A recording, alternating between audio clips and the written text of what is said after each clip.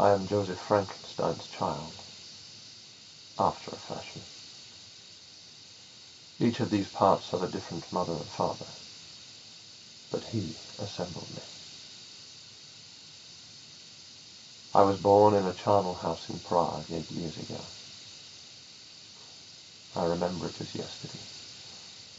The heat, his face, the bodies. You said it yourself, meat he moulded to make me.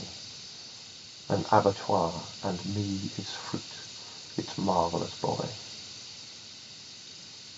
I don't know how he did it, unknitting nature, but he was jubilant. For weeks after, he'd look at me, feel the pulse in my neck, kiss me like a lost child he'd found. I was a clean slate, with no memory of what I'd been, but I knew my condition. Living corruption. A crowd sewn together in one skin. Anarchy in every limb, and bones that ached to go to dust. I lived with him a year. Refused to speak. Refused to give any sign of compliance. Out of spite, I'd kill every living thing I could set this dice player's hand on. Except him. Him I couldn't touch in anger. It hurt me. And he taught me my history, whose limbs I had, whose heart.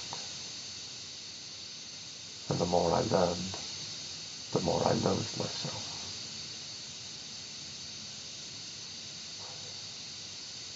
Then one night, the house was raided, and he had to make his escape before he was arrested.